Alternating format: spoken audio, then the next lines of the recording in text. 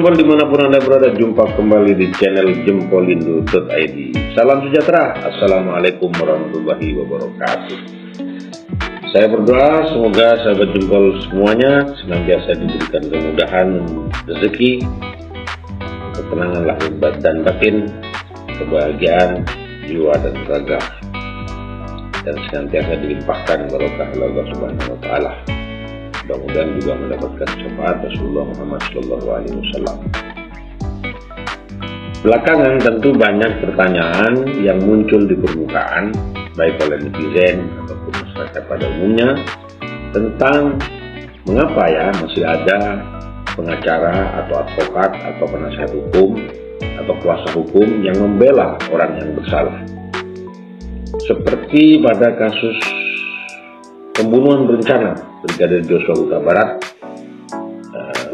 dua orang aktivis anti korupsi yang pernah menjadi pegawai KPK juga, yakni Febri Diansyah dan Rosamala Aritonang, menjadi penasihat hukum keluarga Verdi Sambo. Belakangan juga ada pengacara kondang Hotman Paris yang membela Irjen Teddy Minahasa Putra, mantan Kapolda Jatim yang tersangkut perkara penggelapan tuduhan atau dugaan penggelapan barang bukti jenis sabu-sabu sejumlah 5 kg. Lalu muncul pertanyaan di publik seperti rasa tidak puas atau kadang-kadang juga sedikit menghakimi begitu. Mengapa advokat masih membela orang yang bersalah dan bahkan sudah ditetapkan sebagai tersangka? Ketika advokat membela klien yang bersalah, berarti maksudnya klien telah melakukan tindak pidana. Kita mestinya memang harus membedakan antara penasihat hukum dengan yang didampinginya atau kliennya. Maksudnya, penasihat hukum tidak identik dengan yang didampinginya. Kalau Verdi Sambo menjadi pembunuh taruhlah atau diduga menjadi pembunuh dalam dugaan kasus pembunuhan berencana Brigadir Joshua, bukan berarti lantas Febri Diansyah atau Rosamala Aritonang lantas juga terlibat dalam pembunuhan itu. Juga sebaliknya, misalnya Teddy Minahasa Putra tersangkut dugaan perkara tindak pidana penggelapan barang bukti jenis sabu-sabu sejumlah 5 kg itu, bukan lantas juga Hotman Paris terlibat dalam kasus itu. Ini nggak bisa disamakan. Tentu berangkat dari titik ini dulu sebelum kita lanjutkan pembahasan. Tetapi bolehkah advokat menolak ketika dia diminta mendampingi seorang klien yang diduga melakukan tindak pidana? Advokat dalam menjalankan tugas profesinya dilarang membedakan perlakuan terhadap klien berdasarkan jenis kelamin, agama, politik, keturunan, ras, atau latar belakang sosial budaya.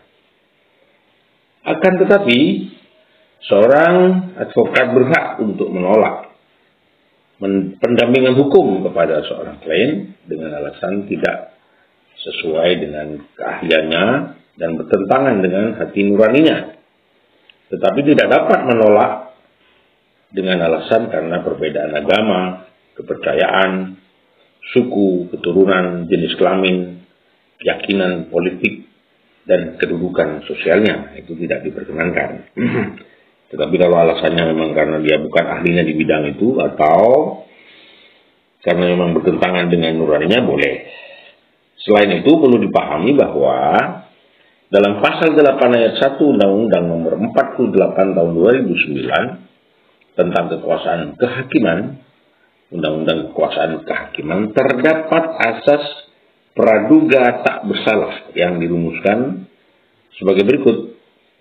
Setiap orang yang disangka, ditangkap, ditahan, dituntut, atau dihadapkan di depan pengadilan wajib dianggap tidak bersalah.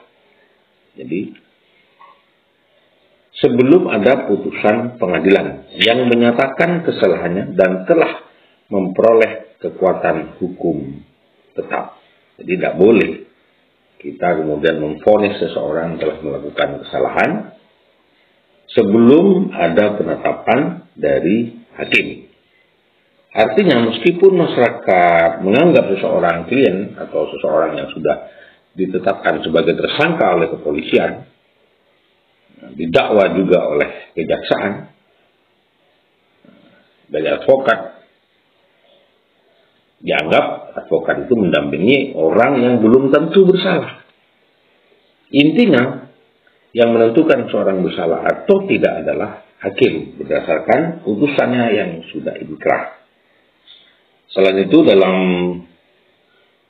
bukunya Muhammad Nuh berjudul Etika Profesi Hukum, sebagaimana yang telah disyariatkan, ketika membela seseorang klien yang telah nyata-nyata bersalah, maksud advokat bukan semata-mata agar klien dibebaskan dari semua tuntutan, tetapi advokat menjadi penasehat atau pendamping tersangka terdakwa di muka pengadilan.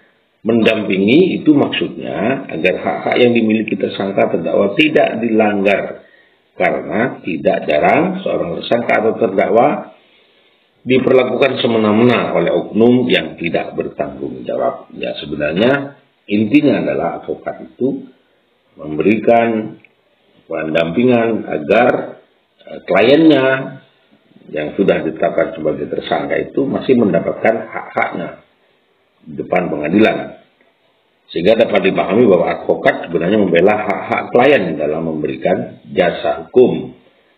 Hal ini sejalan dengan pasal 3 huruf C Kode Etik Advokat. Advokat dalam menjalankan profesinya adalah bebas dan mandiri, serta tidak dipengaruhi oleh siapapun, dan wajib memperjuangkan hak-hak asasi manusia dalam negara hukum Indonesia. Jadi, dasarnya tersangka atau terdakwa itu mempunyai hak untuk didampingi oleh penasehat hukum advokat dalam setiap tingkat pemeriksaan. Maksud advokat membela tersangka atau terdakwa bukan semata-mata agar kliennya terbebas dari tuntutan, tetapi menjadi penasehat atau pendamping tersangka terdakwa di muka pengadilan dan melindungi hak-hak yang dimiliki tersangka atau terdakwa agar tidak dilanggar. Begitu kira-kira. Nah, memang kita juga merasakan mungkin kenapa ya kok ada advokat atau pengacara atau penasihat hukum yang masih membela, padahal orang itu sudah misalnya ditetapkan sebagai tersangka, didakwa dengan dakwaan yang berat misalnya, seperti kasus Ferdi Sambo, Teddy Minahasa yang sudah saya sebutkan tadi, dan banyak kasus-kasus yang lain yang masih didampingi oleh pengacara. Itu alasannya tadi, sebenarnya bagaimana setiap orang bisa diperlakukan adil di depan hukum. Jadi semua manusia punya hak yang sama, dan tentu saja sebelum ada putusan hakim tidak bisa seseorang kemudian dituding atau diputuskan atau dituduh sudah bersalah sebelum ada putusan hakim. Jadi yang menentukan seorang itu bersalah atau tidak adalah pengadilan. Demikian saudara sekalian, para sahabat jempol yang budiman, mudah-mudahan ini menjadi bahan renungan kita bersama untuk bisa kita pahamin segala sesuatu dengan rasional dan tidak dengan kacamata yang subjektif. Mudah-mudahan ini menjadi informasi yang bermanfaat bagi kita semua. Salam sejahtera. Assalamualaikum warahmatullahi wabarakatuh.